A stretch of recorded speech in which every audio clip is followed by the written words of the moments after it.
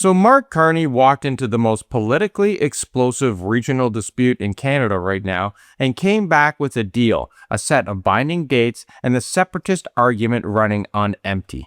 This week, the case for Alberta leaving Canada got dramatically harder to make. And here's the part that tells you everything about what is really happening underneath this story. Danielle Smith received the pipeline path that Alberta has been publicly demanding for years. She received dates. Real, verifiable, publicly committed dates. And yet her government is not standing down in court.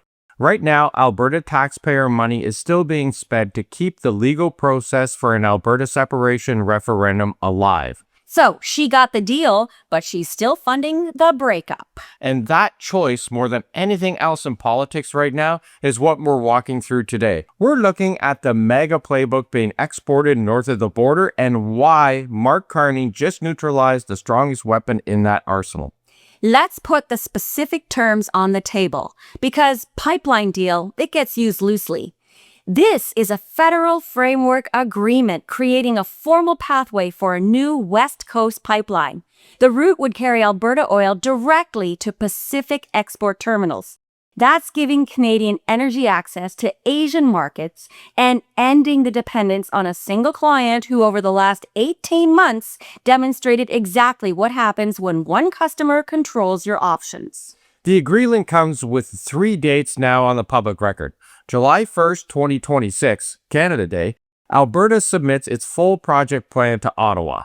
October 1st, 2026, ahead of any potential Alberta independence referendum, Ottawa declares the pipeline a matter of national interest. And then September 1st, 2027, before the next Alberta provincial election, the federal conditions for construction are ready. Those dates are binding. They are on record. So if Ottawa fails to meet them, Smith has a legitimate grievance. But if Alberta fails to submit the plan by July 1st, well, the world will see exactly who is actually blocking the energy sector. Carney has set a trap of competence here. He has removed the Ottawa is ignoring us argument and replaced it with a project management timeline. For a separatist movement built on feeling ignored, being given a seat at the table and a set of deadlines is the ultimate humiliation. And let's talk about the poison pill that many people are trying to claim is in this deal, the industrial carbon pricing. There's a lot of intentional noise around this, but let's be very clear for anyone being fed the MAGA line. This is not a tax on your gas, your groceries, or your home. That consumer tax, it's gone. This is a pricing mechanism for large-scale industrial emitters. We're talking about the billionaire corporations running massive corporations. It's an incentive for the biggest companies on the planet to modernize. And here's why that matters for Alberta's future. The rest of the world, Europe, Asia, our major trading partners, they already have carbon pricing. They are moving towards border adjustments where they tax imports on countries that don't have these systems. If Canada wants to sell energy to the world, well, then we have to play by the world's rules. You cannot sell clean Canadian energy if you refuse to account for the carbon. By securing this agreement, Carney is ensuring Alberta energy remains credible in a global market that is leaving the old MAGA-style denialism behind.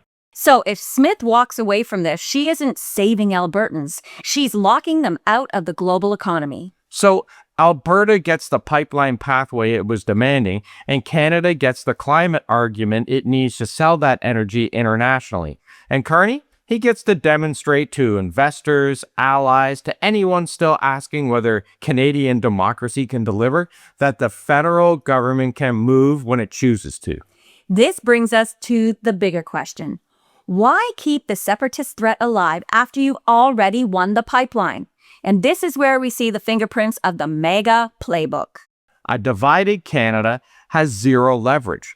When we go to the table on trade or defense or energy exports, the Trump administration wants to deal with a fractured neighbor. They want a Canada that is too busy fighting internally to push back on a trade war. They want a collection of regions that they can pick off one by one, rather than a united country with the #1 investment ranking in the world. Yeah, look at the actors who have spent the last 18 months applying maximum pressure to our borders and our economy. They profit from a separatist Alberta. They want a MAGA North that breaks away from the national interest to serve a foreign political agenda.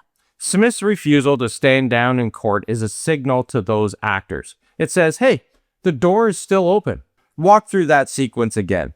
She got the pipeline pathway, she got the dates, she got a national interest declaration on its way from Ottawa, and she's spending public money to keep the separatist legal infrastructure alive while telling everyone on camera that she believes in a united Canada. BC Premier David Eby has already named the danger in this logic. If threatening national unity is the fastest way to get Ottawa's attention, well, you've created a model every province with a grievance now knows how to follow. Canada cannot function as a country where the most efficient way to get results is to hold the country hostage. Carney handed Smith the off-ramp here. She's not taking it. And at some point, the Albertans funding that court appeal deserve a direct answer. Is this still about Alberta's interests, or is it about the political value of keeping that threat alive? Carney's deal is a direct hit to that strategy. He didn't just build a pipeline, he built a wall around Canadian sovereignty. This week, Canada was ranked the #1 global destination for long-term infrastructure investment. The fund managers who made that call, the pension funds, sovereign wealth vehicles, well, they moved Canada to the top because of stable rules, democratic reliability, and a government that's trying to build rather than just threaten everybody else. They are betting that Canada is the one democracy that can actually solve our internal disputes without tearing the house down. Every ally we have, they're watching us right now. They want to know if Canada is a reliable partner or a collection of bickering regions. By closing the gap with Alberta, Prime Minister Carney is telling the world that the MAGA attempt to fracture Canada has failed. Carney understood this when he structured the pipeline deal itself. He was not just resolving an energy dispute, he was removing a weapon. The core claim of the separatist movement has always been that Ottawa will not move, will not compromise, and will not treat Alberta as a genuine partner in Confederation. That claim now is impossible to make with a straight face. The dates are public, the commitment is on the record, the argument has lost its legs. Now, for years, the narrative was that BC was dead on arrival for any pipeline deal. But the data, that's shifting. A growing number of BC voters are now open to this energy path, provided that the environmental laws are ironclad and the economic benefits stay here. And the reason for that shift is the Indigenous ownership model that Mark Carney is putting front and center. This isn't Ottawa or Alberta dictating terms for BC First Nations. This is a framework where Indigenous groups are open to the project because they get to run it, benefit from the revenue, and act as the primary environmental guardians of their own territory. By making Indigenous communities the partners and the beneficiaries, Carney is meeting that obligation in a way that makes the project resilient. It turns the pipeline from a source of conflict into a source of Indigenous sovereignty. Now that's how you get a project through BC in 2026. Every democracy around the world that is managing external pressure and internal fracture right now is asking the exact same question. Can a government deliver real results fast enough to make the angry argument harder to sustain? Canada just showed one version of what that looks like.